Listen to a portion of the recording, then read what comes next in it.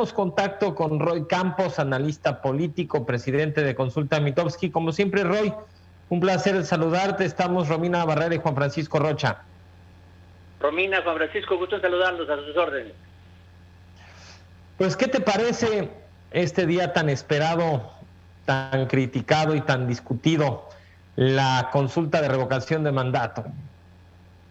A ver, ¿qué me parece? Primero que la jornada electoral, muy bien, o sea, muy bien, o sea, que nos digan y nos muestren que si alguien quiso violar la ley, a ver, contando lo que es una elección, en cualquier estado, pues hemos tenido muchas más incidencias, ¿no? Entonces yo creo que en términos de la jornada electoral, yo creo que es una jornada electoral buena.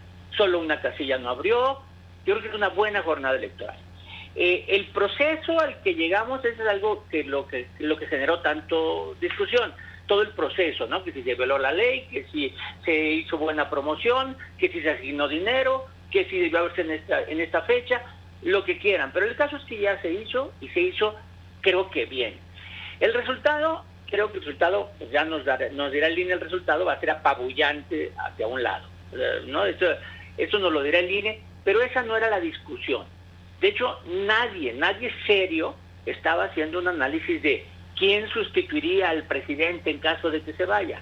Nadie estaba haciendo ese análisis, ¿no? Quiere decir que el resultado no era la duda. Y entonces la duda siempre va a ser la participación. La participación y cómo se dio. Pero eso creo que va a ser secundario, es la participación. Y eso pues, nos lo va a decir el INE, porque sí, de repente en redes sociales unos mostraban las casillas vacías para decir nadie y otros las casillas llenas. Pues vamos a ver qué nos dice el INE, no estamos a 2 horas de que nos diga máximo, pero lo que sí es que es un hecho que va a haber 2 narrativas y no va a cambiar nada con esas 2 narrativas, ¿no?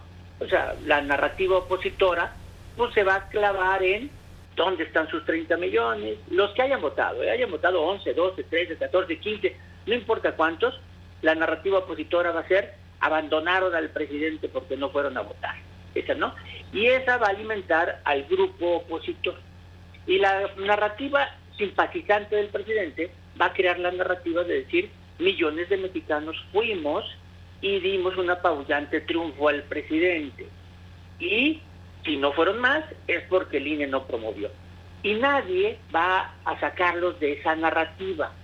Y no creo que cambie mucho el tema, ¿no? O sea, los simpatizantes van a seguir siendo simpatizantes y los opositores van a seguir siendo opositores. ¿Cuál narrativa va a prevalecer? Pues en cada grupo va a prevalecer la que quieren tener. Adelante, Romina. Roy, buenas tardes, qué gusto saludarte. Hola, Romina. El 1 de agosto tuvimos esa primera consulta popular, que era un tema completamente distinto, ahí se hablaba de expresidentes. Ahora tenemos una consulta para la revocación de mandato, que es histórica por el tema en sí.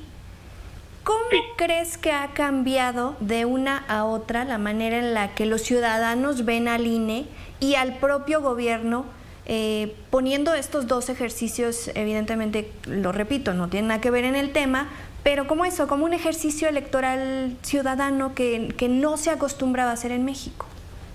Sí, y tienes toda la razón, ¿no?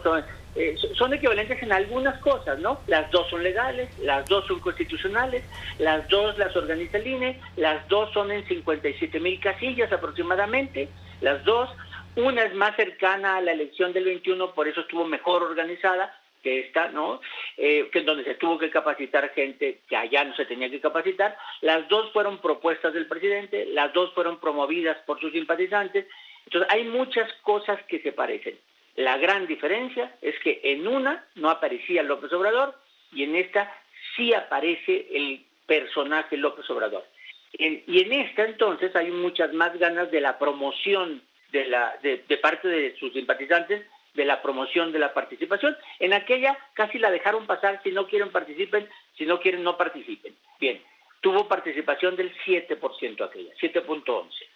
Esta no, esta prácticamente se volvió una prueba de campo de la 4T, una prueba de Morena, en qué municipios, en qué estados, en qué secciones, una prueba de sus dirigencias estatales, seccionales, municipales.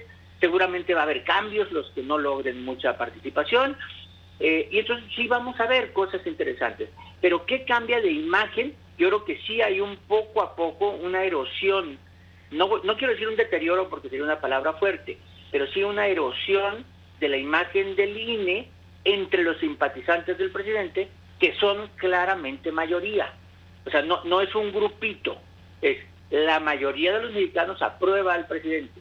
Y en ese grupo sí ha habido una erosión a la imagen del INE, que seguramente se va todavía a ampliar esta erosión con la propuesta de reforma electoral que el presidente ha anunciado.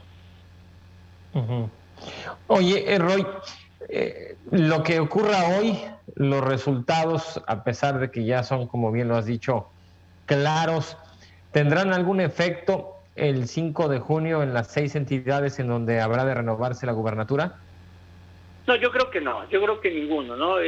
Digamos que es una prueba de campo y a lo mejor el efecto que tiene es que afinan estrategias de campo Morena en esos estados. Pero de esos estados son pocos los que tienen duda, ¿no? Porque yo creo que si nos vamos a las probabilidades, para no hablar de certezas, las probabilidades, Morena tiene mucho chance de ganar en Quintana Roo, en Oaxaca, hasta en Hidalgo, te diría. El PAN tiene mucho chance en Aguascalientes. Hay cierta incertidumbre por la forma de que puede darse la campaña en Tamaulipas y está una elección muy competida en Durango. ¿Qué puede cambiar esto? Yo creo que nada. Yo creo que, como te decía al principio, las narrativas no se van a mover, no van a mover a una gente de un lado al otro. Yo creo que no tiene mucho efecto esto. Más bien yo creo que puede tener efecto rumbo al 24. ¿Por qué rumbo al 24? Porque esto va a generar a nivel nacional modificaciones en las estructuras de Morena, porque esto es una prueba para Morena, y tal vez en los programas sociales, porque sí está bien, o sea, un gobierno que dice, no estoy penetrando muy bien en esa zona, pues voy a analizar, y es que no ha atendido jóvenes, hay que fortalecer programas sociales, y tal vez veamos cambios de programas sociales también. Roy Campos, como siempre, un lujo tenerte con nosotros, muchas gracias. Al contrario, Romina, hasta luego. Gracias, Roy Campos, analista político, presidente de Consulta Mitofsky, siempre con puntos de vista muy interesantes.